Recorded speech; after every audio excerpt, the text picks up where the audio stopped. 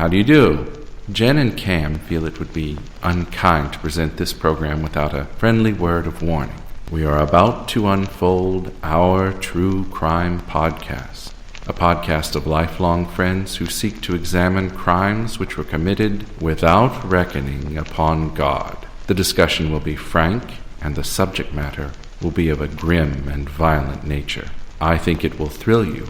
It might even horrify you. So, if there are young children listening, or if you feel unwilling to subject your nerves to such a strain, now's your chance to, well, we've warned you.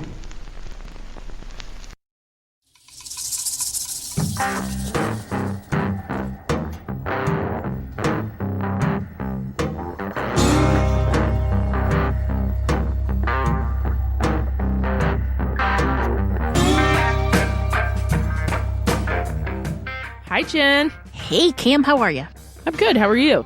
I'm doing fantastic. It's a bright, sunny Sunday, and I'm trying to fake it till I make it. It's the only way to do it, girl. Only way to do it. I know. It's early on a Sunday morning. We're both exhausted. Why? We don't know, but we Life. are. That's why. Life, my friend. What else is going on? Anything new? One of our listeners, Colleen, emailed us last night and said she's got a great movie for us to watch. Ooh, so I'm excited. It is called Housebound. Housebound. And she said it may seem like a comedy, but I guarantee it will freak you out. I think I saw it. So Well, is it a you've horror seen everything. movie? Is it a horror movie with I little guess. girls? With the little girl in it? I have no idea. I haven't even had a chance to look it up. It's okay. I I'll read check it last night, and I was excited, and I'll probably watch it later tonight. I'm going to barbecue today. Ooh, that sounds good. Maybe Whatever I you can wanna talk say. my husband into doing that. And then my little daughter is throwing a birthday party for her friend. Oh, so, that's yeah. sweet. Mm-hmm. You have the sweetest daughter. I know. You she's really sweet. do. And she cleaned the house for me. I know. Even better. Which is really, she cleaned it for herself, but whatever. Yeah, well, still, it's I'll take clean. it, That's all right? that matters. Mm-hmm. I hear you have a special case for us today. We do, actually. It is from our friend Jeremy Wayne. Jeremy Wayne. When the pandemic hit, he decided he was going to do a podcast, and he did a few episodes, and the name of the podcast was Queerly Criminal. And he decided that, you know what, podcasting just wasn't for him. But sad for him, lucky for us, he gave us one of his scripts to use. So that's what we're going to do today. He wrote the script, and here we go. You ready? I'm super excited. My mind just drifted somewhere. Let me tell you real quick. Thinking about Jeremy, because this is how my mind works. I feel like we're podcasters. You and I are on this big blow-up raft, and we're in the ocean, and there's tons of people by us. But as we're floating around, people just kind of find islands, and you're like, bye, Jeremy, see ya. So, like, you see what I'm saying? Like, in my head, that's the vision I just got. And then, So everybody's getting off to safety, and you and I are still stranded yeah, we're out in still, the middle of the well, there's podcast other people ocean. out there. Like, they're still out. Some of them have bigger boats, some of them have yachts. You know, we just have the inflatable little yellow raft. But, you know, it's just like, oh, yeah, what is that? We don't have a yellow raft. We have like a couple logs strapped together with hopes and dreams. Pretty much. That's about it. Yeah. That's where my mind went. All right, hit me with Jeremy. Let's have it.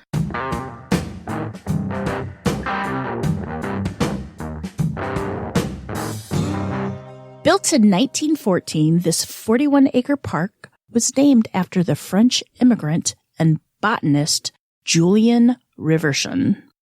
Now, the Rivershon family had moved to Texas to join La Réunion. My French accent is horrible. Or La Réunion. It's fancier in French. But anyway, it was a utopian colony near downtown Dallas that survived only 2 years before it financially collapsed in 1857. Wait, it collapsed in 1857? Yes, they had moved to Texas way before that. Okay. By 1988, the park was most well known for crime and gay cruising, but the murders of Tommy Lee Trimble and John Griffin would leave a permanent stain on the park's legacy.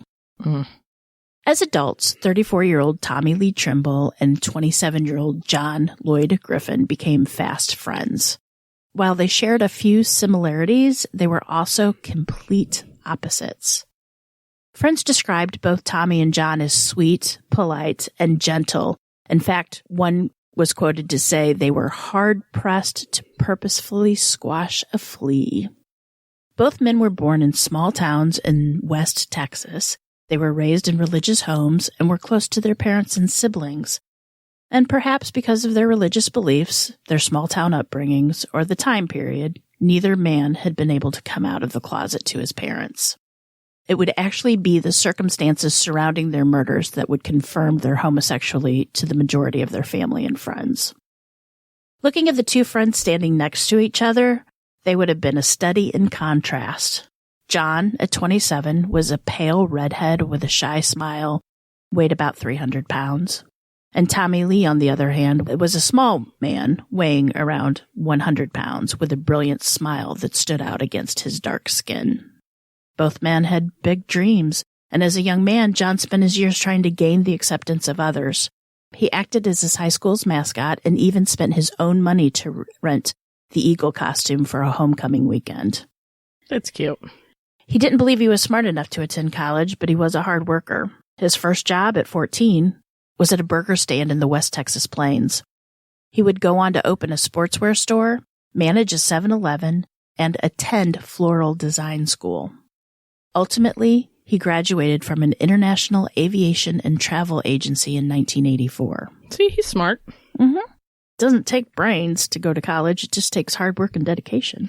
It takes having to get up in the morning and shower. That was my biggest problem. Yeah. Okay, go ahead. So, never having been anywhere besides West Texas himself, he had discovered his passion. He dreamed of seeing the world, something that his family had never done. John would open up his own travel agency, but that was short-lived because in 1987, he moved to Dallas, taking advantage of an opportunity to work at a travel agency. Now, by all accounts, he was happy living in the city, and he was discovering himself and living his dream. Tommy Lee Trimble graduated as one of 6 black students within the Coleman High School class of 74, a high school where he had been a dedicated saxophone player in his school's marching band. Just like my daughter. My daughter plays the saxophone. After graduating, he enrolled in beauty or cosmetology school in Abilene, Texas. The school was more than an hour's drive away, so family members pitched in to help pay for the gas he needed for his long commute. Where could we be without family, Truth. When Tommy finished school, he worked at several different salons in his hometown. But he quickly found out that as a black man in a largely white town, it was hard for him to find regular clients. He realized that if he was going to succeed in his career, he would have to move somewhere more diverse, more open-minded and accepting. So Tommy moved to Dallas. As soon as Tommy was financially stable, he began sending money back home to his mother, signing all the letters baby boy. Although he wasn't the baby of the family, he was the youngest of his mother's 4 sons. On the last night of their lives, each man had spent time helping others. John had been preparing chicken enchiladas for the Bethany Presbyterian Church's picnic the next day. John was worried that he hadn't purchased the exact type of cheese that he wanted to use. And since he was so excited about joining the congregation as a new member, he just wanted to make a good impression. His neighbor and friend Debbie promised to help him finish the enchiladas in the morning, although she'd never get the chance. Tommy had called his mother that day to see if she had received his Mother's Day card and the money and spiritual music that he had sent to her. And the 2 men, who had once been platonic roommates for a very short time, met up on the night of May 14th and rode together to the Village Station, a gay bar in the Oak Lawn area of Dallas. Also out and about was a group of 12 young men and women enjoying each other's company, as they often did. Now, most of the group had been best friends for several years, and they had all gone to North Mesquite High School.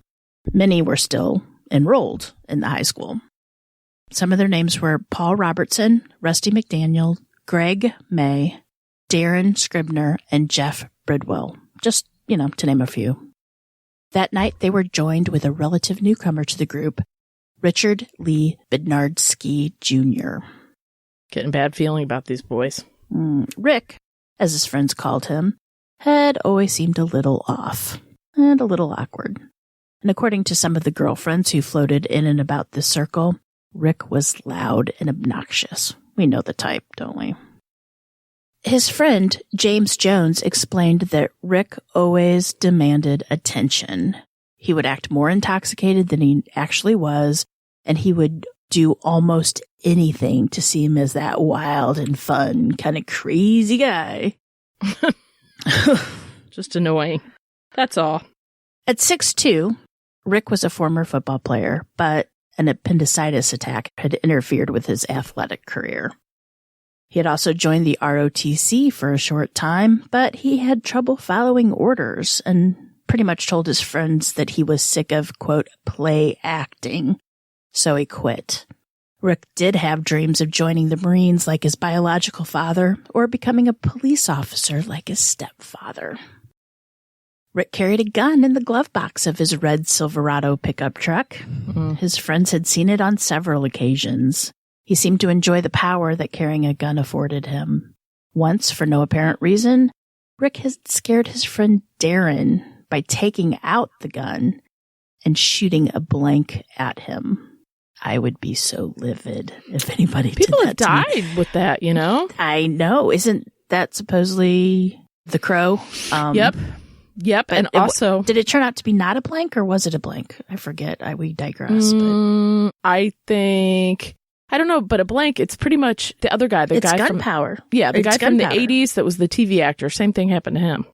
You never pull a gun on anyone. I mean, that's gun safety 101.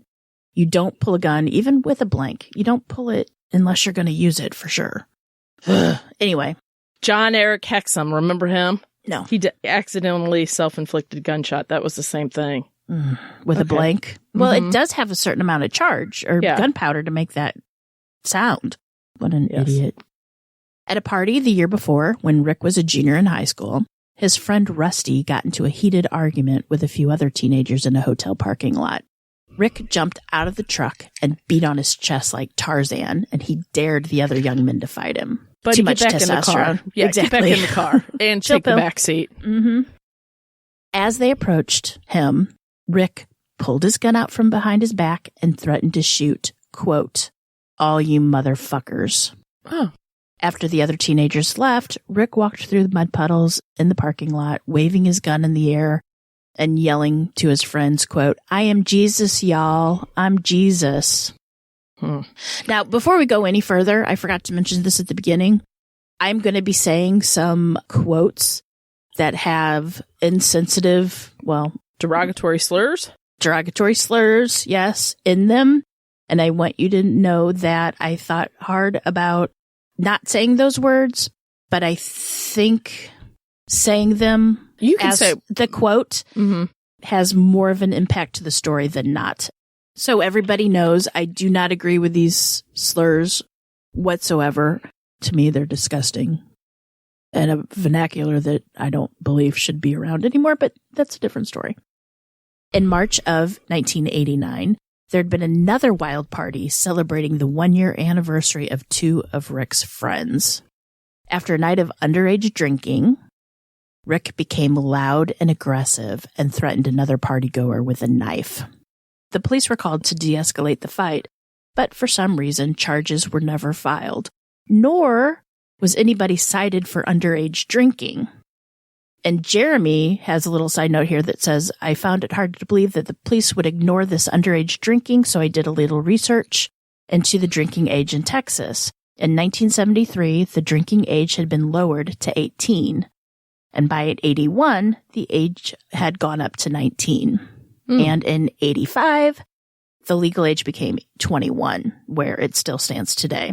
So the parties that these Mesquite teenagers threw and the daily drinking that seemed to transpire were completely illegal in 1988.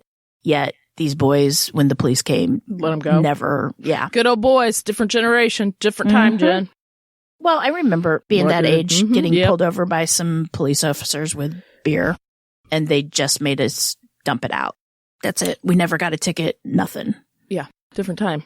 The night of May 14th, this group of high school friends shared cases of Coors Light and drove around their hometown. They drove through Rivershawn Park, and they saw several gay couples sitting together making out.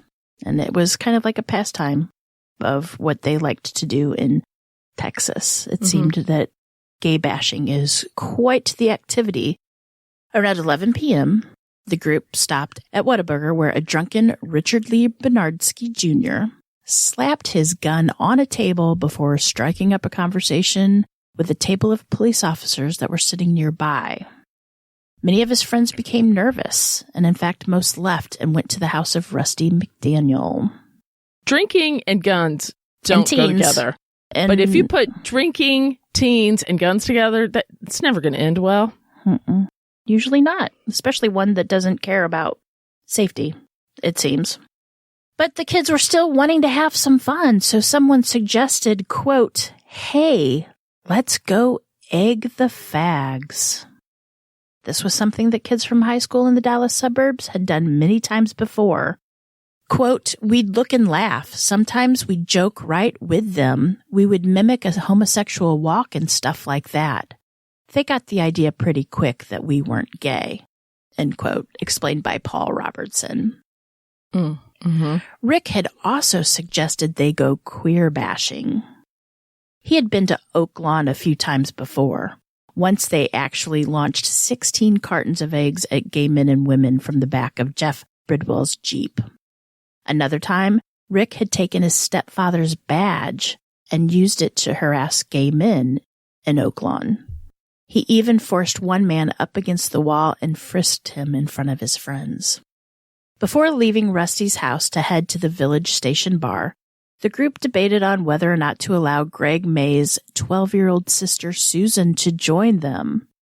Now, Susan had heard many fun stories of what went on when the kids from her neighborhood went to visit Oak Lawn.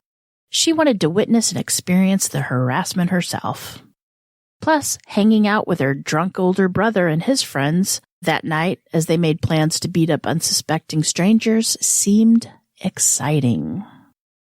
After a short deliberation, Susan joined Greg and his wife Michelle, Rusty, Jeff, Paul, Rick, and Jason, and his girlfriend Nora. They took 3 cars, and the caravan went and parked behind the Village Town Bar sometime shortly after 2 a.m., so this would be on May 15th. Party got out of the car, and that's when they began shouting at all the passersby. I'm guessing Oak Lawn is kind of the gay area. That's where the gay bars were. That's where the park was, that the people would go cruising. So I've been to gay bars in Dallas, but I can't remember the name of it. Yeah. Christy and I went there to visit her friend Stacy. Yeah. Yep. I had to go to Dallas on a work thing, so we didn't get to go to anything fun like that. At the same time, these group of, I don't even know what to call them, kids, children, at the same time as they were shouting at people driving by, John Griffin and Tommy Lee Trimble were leaving the gay bar and walking towards John's beat-up cougar. Now, this is where facts get kind of shaky, because everybody's got a different story to tell. Too many in there, yep. Some say that John and Tommy propositioned the teens, but John would pretty much say that the teens just, quote, wanted to smoke dope. But it is commonly thought that Rick and Jeff were going to beat up and rob John and Tommy. That was the plan. Now, like I said, while 4 of the teens would tell different versions of how they met and what was said, it was all agreed that Rick Bernardsky, Jeff Bridwell, John Griffin, and Tommy Lee Trimble all climbed into John's car to smoke marijuana together. After they smoked, Rick insisted that the group drive to the Rivershawn Park. From what I gather, it was not a short distance to the park. It was a ways. When the group got to the park, Rick suggested that they go for a walk in the woods. And initially, John and Tommy disagreed. They wanted to stay in the safety of the well-lit parking lot. But Rick was an insistent son of a bitch, I guess. And the group made their way into the woods, across the bridge, and up stone steps to a hilltop. As the 2 other cars pulled up, the other members of the party, the friend group pulled into the parking lot, Rick pulled out his gun and demanded that John and Tommy sit down in front of him and ordered them to take off their clothes. Jeff, although he was willing to beat up Tommy and John. He felt this has gone a little bit too far, so he turned to walk back towards the parking lot. And as Rusty and Paul headed towards Rick to do some queer bashing, when John and Tommy resisted, they didn't want to remove their clothes. Rick took the gun and shot each of them 3 times at close range. And it's impossible to imagine the bewilderment, fear, and pain that they had experienced at that moment. I couldn't imagine how scared those poor men were. Mm-mm. Rick would later brag to his friends that he first shoved the gun into the black man's mouth and shot before shooting the, quote, fat white one as he tried to crawl away. Tommy was shot in the neck, back, and stomach, while John was shot in the head, stomach, and chest. The 4 boys raced back to the cars as Michelle, the wife of Greg May, she wasn't understanding what had taken place, and she actually laughed at the guys because of how they looked. She would later state that the boys were very pale and scared, and they looked like they were going to be sick. Like when they came back to her? When they came back to the car, so after Rick shot John. Yeah, she didn't hear the gunshots or anything? That's not said. It's not clear. Okay. And then once they got in the car, they screeched out of the parking lot, and they left the park as fast as they possibly could. 3 strangers in the park would follow John Griffin's scream to the hilltop where they found Tommy Lee Trimble dead and John bleeding out in the grass. When police arrived shortly after 3 a.m., John was able to tell them that he had been shot by a young, nicely dressed man with brown hair who had demanded money. Officers would later explain their initial assumption that John and Tommy had been engaged in a sexual act when a random passerby used the moment of vulnerability to attack them. So the police thought that basically they were attacked while the 2 guys were having sex in the parking lot or on the hilltop, which was not true. John would struggle to survive for 5 days, and in the hospital, he was desperate for his friend Debbie. Remember the woman who was helping him with the enchiladas? Mm-hmm. Debbie was there, and he wanted Debbie to understand what really happened because it was unclear. And he kept on saying, quote, "Oh, Debbie, it hurts. It hurts. They just wanted to go smoke dope. They wanted to go smoke dope." On May 20th, Don and Pat Griffin watched in anguish as their son, John, died from the wounds of the senseless attack. At first, police had little idea of who committed the crimes, and Jeremy put, as he was learning more about Dallas in the 80s, many officers may not have cared about the murders of 2 gay men in a known cruising spot, which, as we will later see, that might not be all too wrong. I was just going to say earlier, was hate crime, was that huge? Gay bashing was huge. But I mean, was it it was all over the nation, but in Texas. A crime, like a terrible crime like it is today? No, I don't believe so. Now, as we know, teenagers are prone to talk. And with that size of a clique from Mesquite, it was only a matter of days before several people learned what really had happened. At yet another large gathering at Rusty's house, seems like Rusty's parents were gone an awful lot. Uh-huh. They need to keep a better eye on Rusty. Mm-hmm. Rick Bernardsky Jr. actually bragged to several friends about what he had done. Quote, "I blew those faggots' fucking head off." He seems lovely. It's hard to fathom, isn't it? Yes, I can't imagine. You're not born with that hate in your heart. Like, that's learned. That's something that, I don't know. And to hate something so bad. That you want to extinguish it? Yes. It's life? I just don't, don't understand it. Makes me wonder if maybe he was killing a little part of himself, if you know what I'm saying. I do understand, and I was thinking the exact same thing.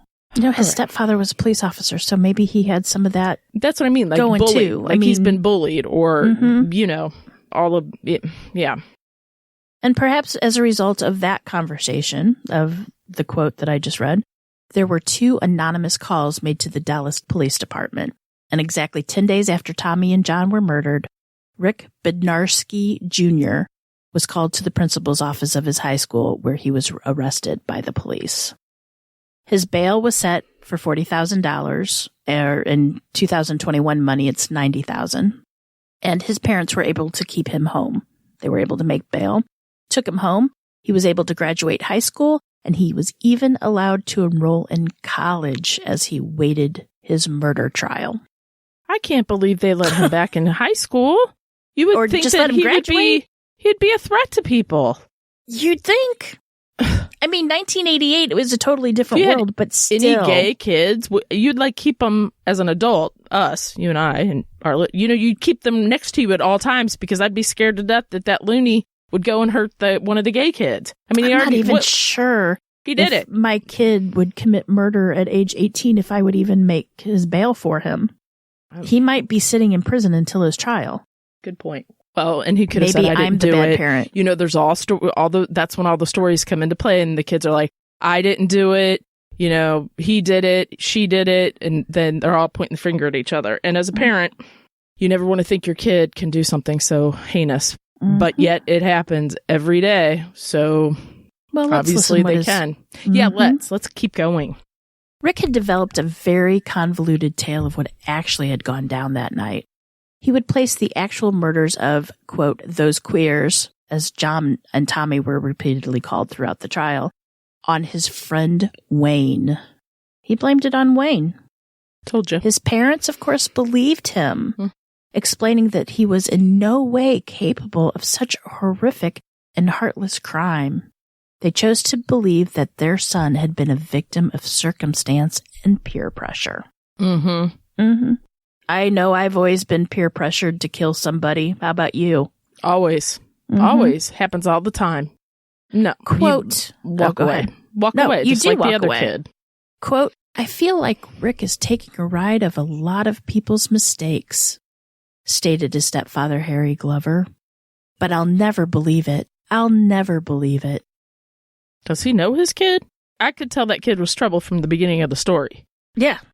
The case went to trial in November, at which time Rick was a freshman at the Richland Junior High School, which is now called Dallas College on Richland campus. 2 men had been murdered in cold blood. The prosecutor failed to seek the death penalty in the case. He justified this decision by explaining that the victims were gay, which would offend at least a few members of the jury. He believed seeking the death penalty in this case would not be worth the state's time or money, and that Rick was a, quote, sympathetic defendant. I don't know if I missed it, but I would totally believe that the defense tactic would be that these sweet little angelic teenagers were just minding their own business, just wanting to get a little stoned, right? And these big, horrible adult men made a move on them, and then the homicide was justifiable. Did they say that? Because that's what I could have sworn I would hear. Oh, no, let's go on to the story. Okay. The trial opened with the testimonies of Steve Trimble and Verna Griffin. These were siblings of John and Tommy. Both were just 25 at the time of the trial, and each would be on the witness stand for less than 10 minutes. And in that short time, they desperately tried to convince the jury to see Tommy and John as people, and not just as, quote, those queers. Now, you have to remember that queers back in 88 was total slang. Verna would later voice her frustration that nobody had even asked what kind of person her brother had been. They'd only made assumptions based on the fact that he was gay, that he was out at night at a gay bar, and that he went into the woods with white teenage boys. She would state, quote, these kids, none of them had high school educations. They all lived at home with their parents. And here's Tommy and John, who both finished high school, who both had worked all their lives, and no one said anything about that. They were the bad people. Several of Rick's friends and classmates were called to the stand by the prosecutor. These classmates testified that Rick had repeatedly boasted about the crimes he had committed. He had also worried aloud that James might survive, afraid that his victim would live and identify him. No words.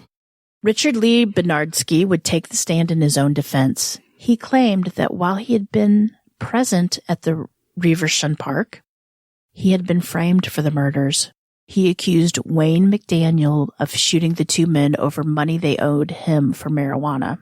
While he admitted joining them in the park to beat them up, he stated, quote, I ain't gonna be a party to killing people. Although Rick had previously confessed to police in earlier interviews, he claimed that these statements were inaccurate and he was being misrepresented. Fortunately, The jury saw through Rick's fabrications. It took 16 hours of deliberation, but they found him guilty of the murders of Tommy Lee Trimble and John Lloyd Griffin.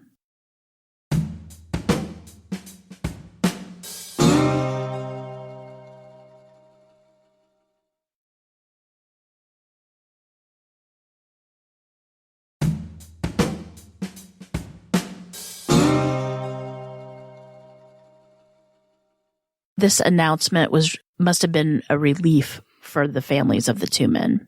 But only for a short time. 2 weeks later, the judge in the case, District Judge Jack Hampton, would shock the courtroom at Rick's sentencing. Jack Jerk. Rather than pursuing a death penalty, the prosecution had asked for life in prison. But Judge Hampton sentenced Richard Bernardsky to a maximum of 30 years. With that sentence, he would be eligible for parole in just 7.5 years. For the murder of two men. Mm-hmm. But get this. Judge Hampton would go on to make several statements about his decision. He believed that Rick had been raised in a good home with a police officer as a stepfather. He pointed out that Rick lacked a criminal record and he was attending college at the time of the trial. He thought Rick was a, quote, good kid. Mm-hmm.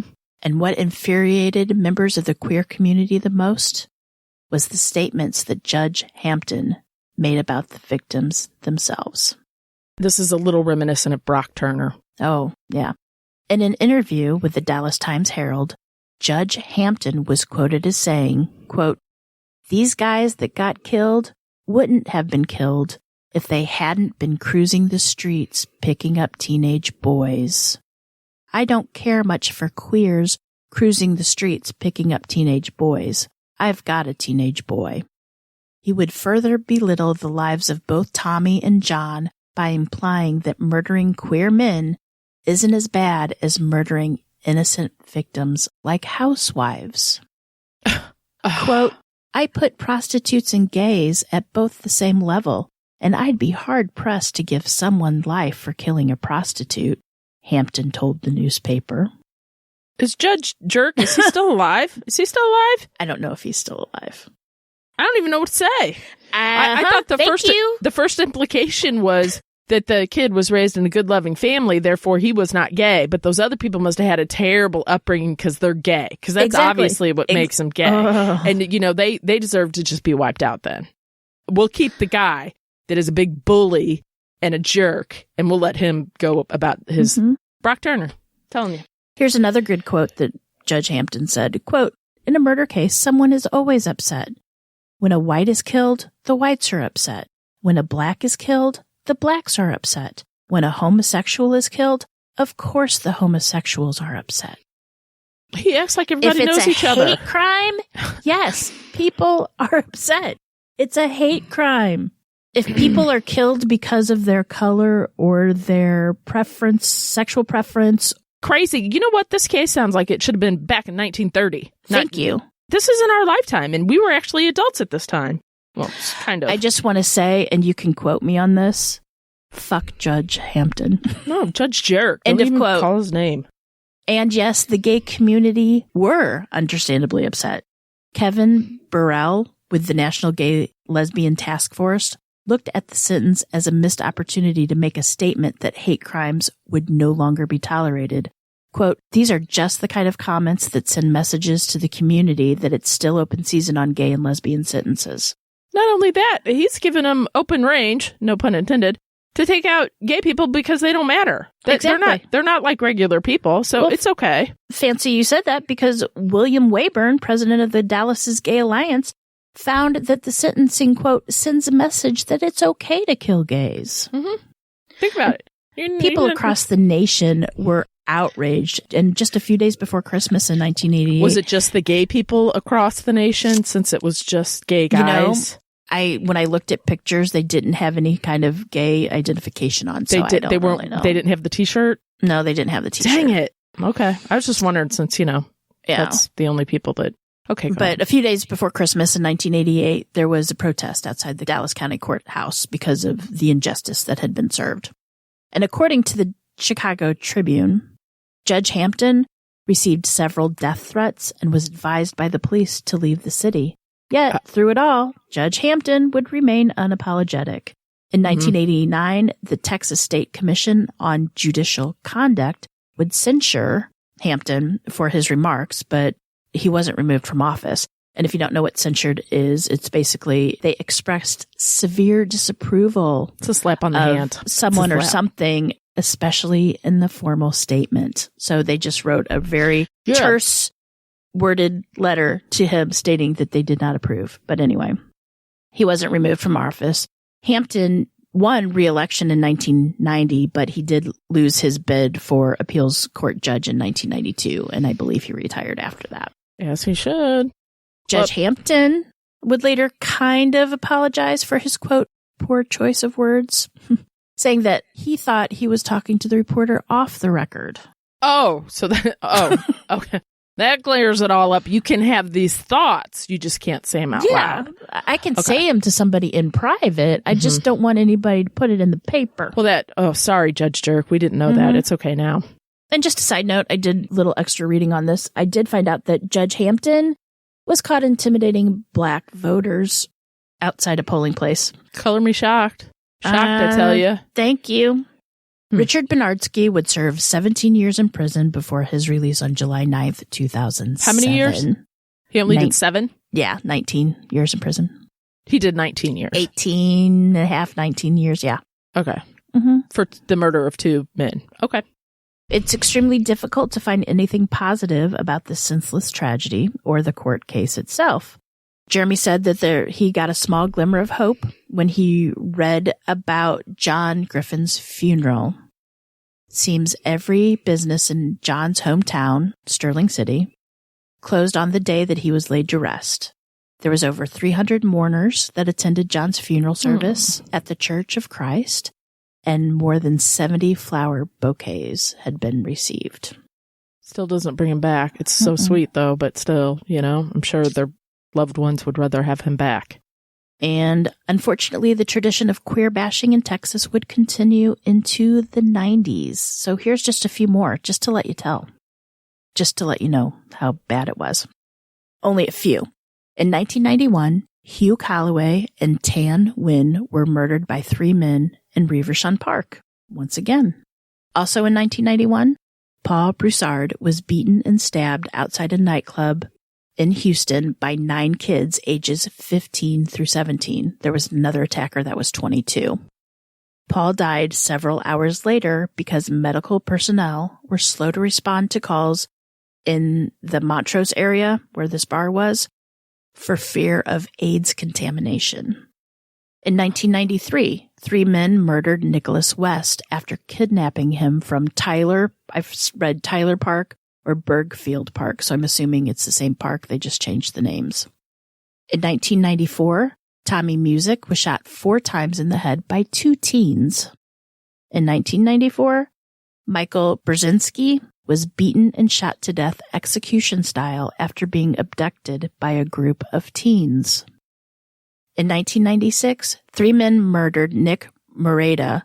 They had planned to rob a gay man by posing as male prostitutes, and their thoughts on that, they thought the victim would be an easy target and less likely to report the robbery to the police.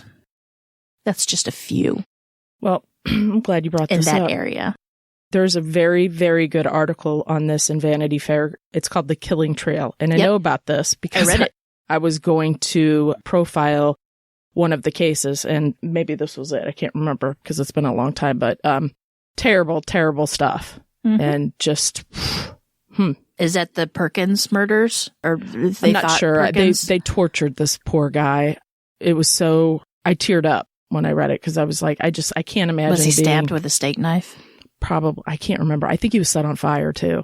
Another one that I read, there was 4 murders of gay men. They never caught the killer. They think it was all, or I couldn't find any evidence of who killed these men, but they were all stabbed with a steak knife, and it's unreal simply because they're gay. It's unfathomable to me.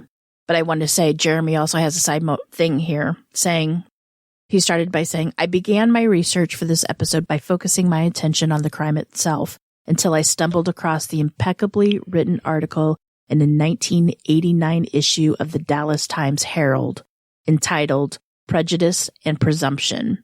This article, written by Lori Montgomery and Jeff Collins, is unique in that John Lloyd Griffin and Tommy Lee Trimble were described as sons, brothers, and friends rather than just victims. Montgomery and Collins also dug deeply into the background of their murderer, 18-year-old Richard Lee Bernaske Jr. So, and I tried to find that article to read. The only thing I could find were clippings, like the front page of the paper. So I couldn't really read it totally, but I'll include that on the link. And maybe I couldn't even find it on newspapers.com. So, really?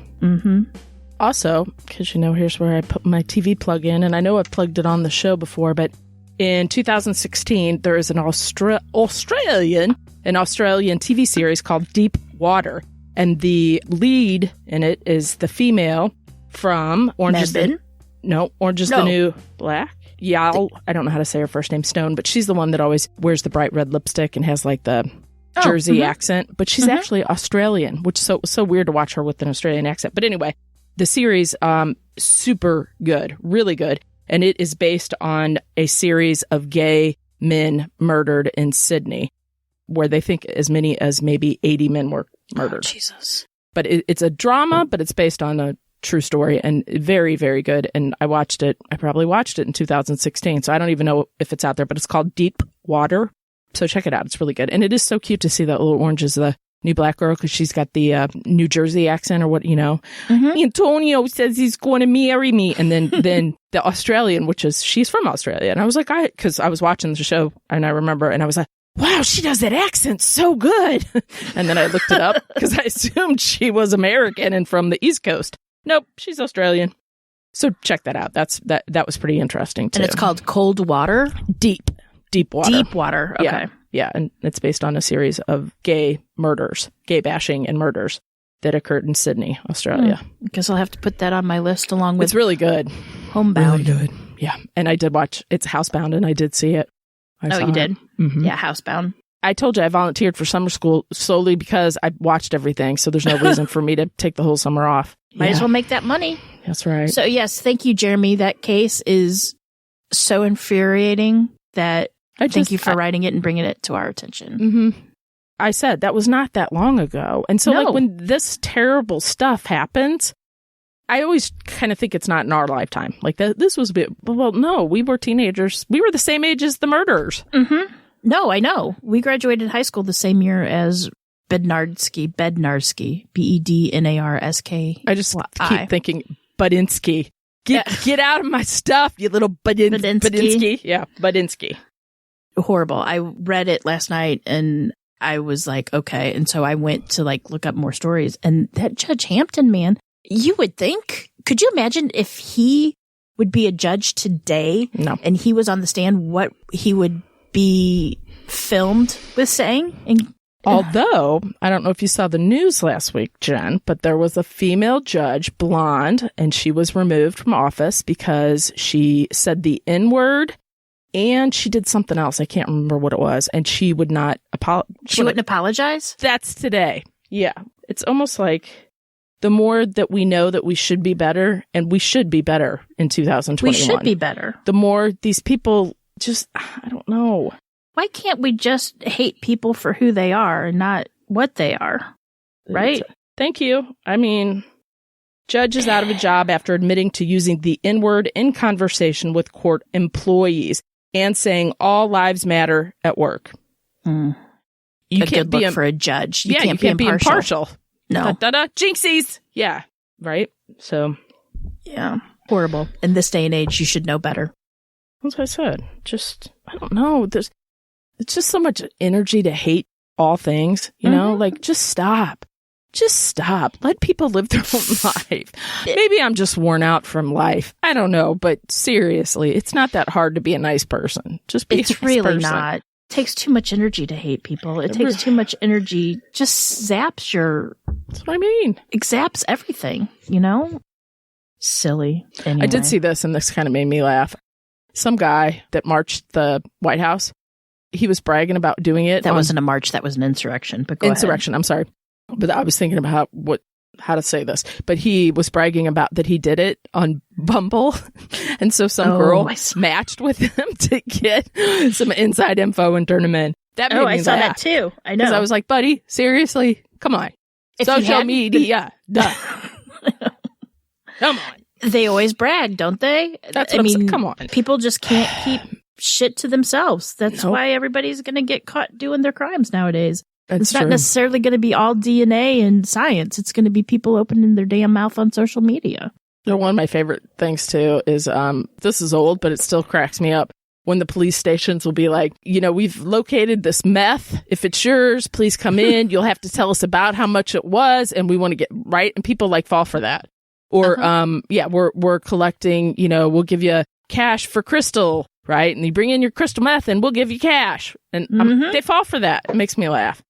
I love it. I love the dumb people. They always come out. They really do. Not just at night. Oh, boy. All right, Jen. Well, that was a good episode. Thanks, Jeremy. Just sad. The only thing exciting happened to me this week, I just wanted to say, is I took my daughter and her friend around to Walgreens, which is a drugstore chain here in the United States. And they like to collect these stuffed animals called squishmallows, I believe, or squashmallows. I don't know, whatever. They're stupid, in my opinion. But anyway, they love them.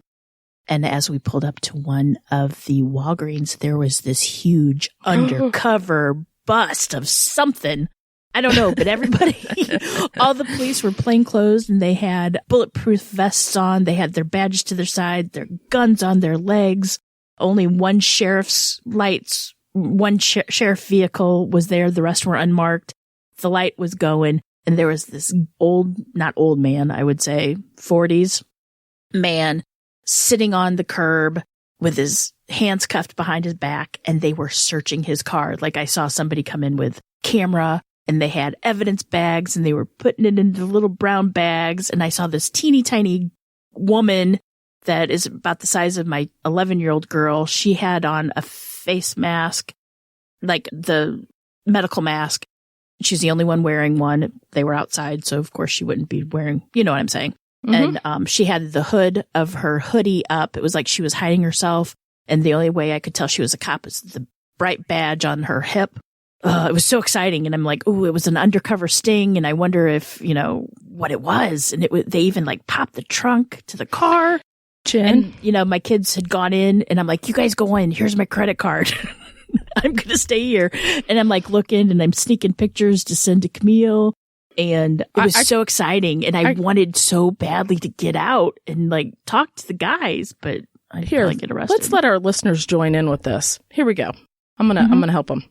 Thursday, 3:04 p.m. I get a photo. Can't even see what it is, really. Jennifer says, Walgreens in Barnhart, man in cuffs. I say, looks like a kid, is it? You say, plain clothes, cops, and bulletproof vest. I say, shit.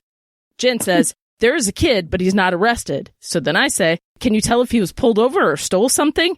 Jen says, collect evidence from the cars. Oh, damn. Taking pictures of car, too. So then I say, can't tell if they're shoplifting? Oh, damn, that's bad. Then sends me a close-up of a police officer walking across the lot, looking directly at Jennifer on his phone. Then Jen adds, man in cuffs sitting on curb. I said, damn, that's like a stakeout. Yikes. Is that Jeffco Sheriff? Can you tell what department? Then Jen says, a young girl just came out with her hood over her head and badge on. I'm doing play-by-play. She was, wonder if it was an undercover thing, mostly unmarked cars. Can't see the car with the lights. I'll see when I leave. Too bad I don't have the mic. I could go interview. And I say, wow, wonder if they're trafficking kids or something, or maybe a drug bust. Here's Jen. The woman with the badge was tiny, like Hadley's size, but with hips. Hood up and mask on. Couldn't see her face. No one else is wearing mask. And then I say, yikes, seriously? Jen, more undercovers just showed up. They did.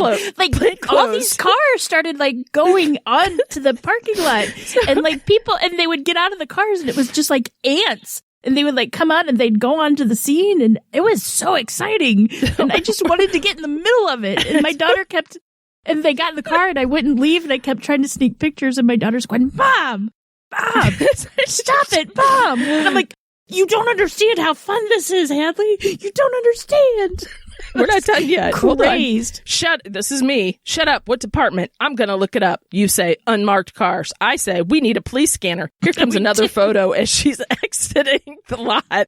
And I said, oh boy, that doesn't look good. Okay, now she's got a close-up of a small video. Here, let's see what Jen says. It was of the girl, like the police officer. You could barely see her over the top of the car. Oh yeah, she was tiny. That's how she was, teeny tiny. Of course, all these cops, they're not paying attention to me, but I'm thinking, you know what? If texting while driving is illegal, I'm sure taking photographs and videotaping while driving is probably not cool either. Oh boy. I was so excited, and I was so upset that I couldn't figure out what happened. Nothing's been in the newspaper yet. I haven't heard anything. That was the best 20 minutes of my Thursday, because that's how long you took. They popped the hood of the car, too. I say, shit, really? That blue one? The blue, I mean, lots of drugs then. Meth is my guess. Jen, possibly.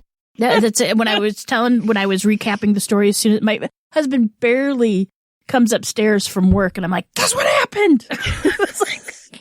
I was so excited. Oh boy. That happened. You got to get out more, girl. Well, come on. You don't see a huge bus like that very often. I tell you, there was at least, when I was there, there were 3 undercover cars or unmarked cars.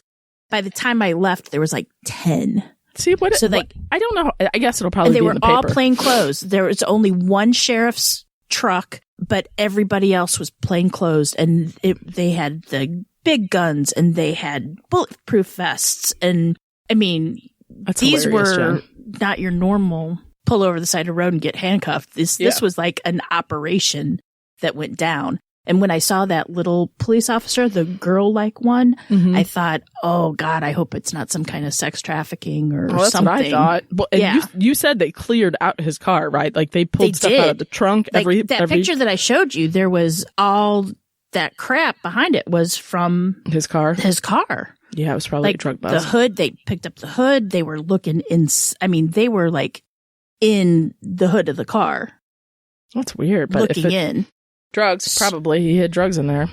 I mean, and the guy looking at him, he reminded me, and the sun was behind, so I didn't get a great look, but reminded me of like a man from the 50s with like the ducktail hair type thing. He looked like he was in his 40s or his 50s. It wasn't just some young kid. Well, the older he is, probably the more drugs was in the car. You know what I'm saying? Yeah, but it was so excited.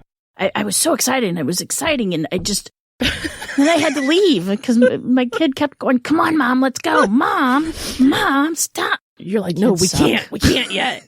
We can't. Oh, boy.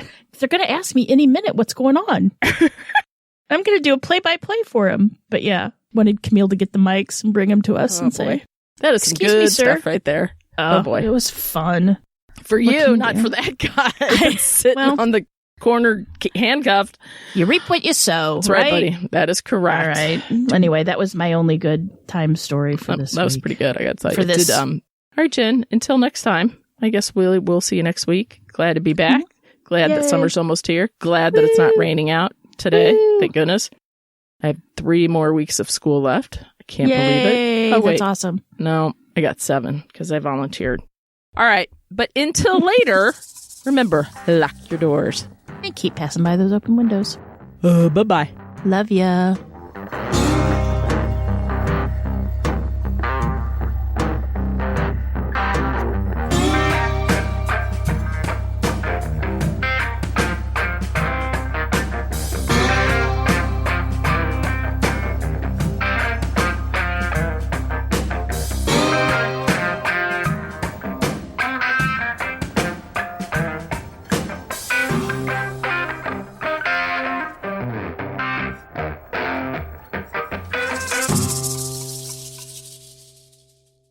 So the park was built in 1914. Nope. I'm going to start that over again. Sorry, Nico. In 1914, took a little trip down the mighty Mississippi. We took a little bacon and we took a little beans. Okay, go ahead. And we met the bloody British in the town of New Orleans. La Rayon. No. Anyway.